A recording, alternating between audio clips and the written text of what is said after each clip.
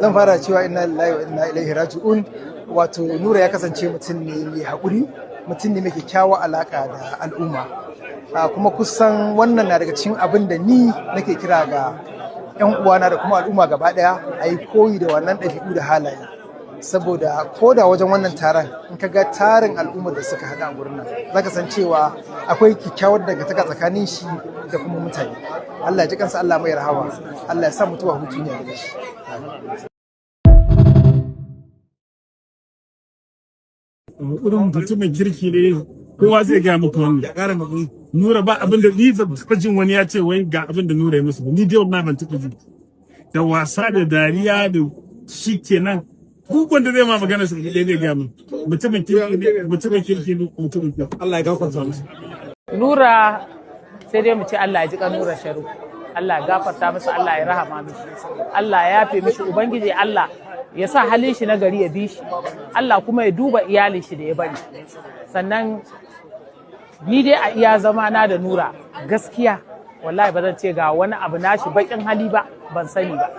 Mutumin kirki ne, masoyin ma'aikaci yana da Allah ya gafarta masa. Allah ya jinda da rahama a gare shi da iyayenmu ya samu cika rayuwa. Nuru Sharu wajen shekaru 25 zuwa 6 mutum ne da yake da amana kuma yake da haƙuri. Mun yi babban rashi, Allah ya yafe masa zunubansa, mu kuma ajalin mu ta zo samu cika da imani. Lillahi wa inna ilaihi raji'un, lillahi wa inna ilaihi raji'un. Ubangiji Allah ya ji kan Nuru Sharu, Allah ya ji kan Nuru Sharu, Allah ya ji kan Nuru Sharu. Mun yi babban rashi. Producer ne wanda ba shi da fushi. Duk yadda ka kai da zafi ba zai kula ka ba.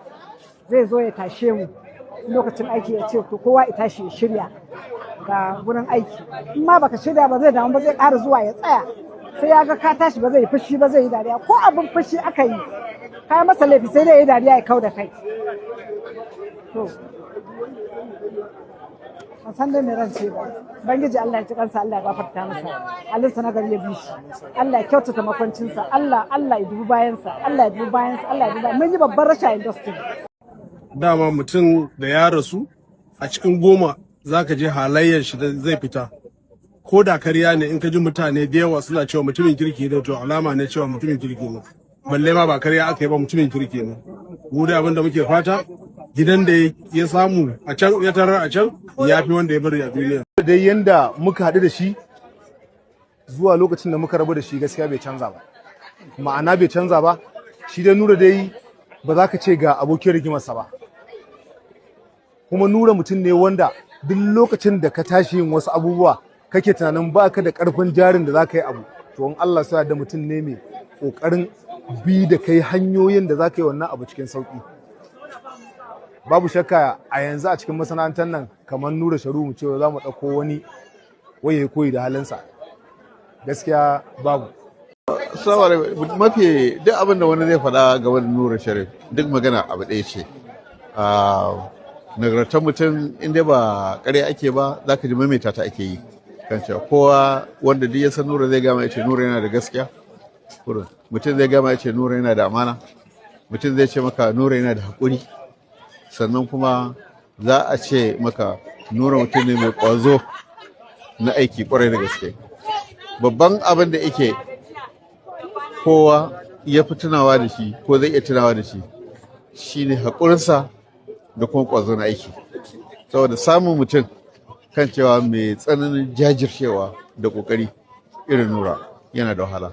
Ba Nura ina da halaye guda biyu da kowa ya kamata ya koyi da su. Shine wato haƙuri, kuma haƙuri hawa-hawa. Na farko dai ba shi da abokin faɗa. Haƙuri a wajen aiki, haƙuri a zamantakewa da mutane. Kuma hali na biyu da yake da shi shine wato idan ina son ka yi abin alkhairi ga wani, to wancan ɗin ma ba zai sani ba. Sai dai zai ka ya kata da Allah a taimakawa wani. Dan akwai mutanen da Allah yake yin su guda ɗayansu. In za ka samu wani sai dai ka samu wanda yake kama da su. To gaskiya Nuru Sharu mutum ne da dan jika ma'aiki nake ce mai, ba na iya kiran sunan shi gaskiya saboda girman shi da nake kalla a mu'amalar da nake yi. Allah ubangiji ya ji kanshi, Allah ya gafarta mai, Allah ya sa ya huta ya kuma kyautata kwanciyar shi da ya azurta bayan da ya bari.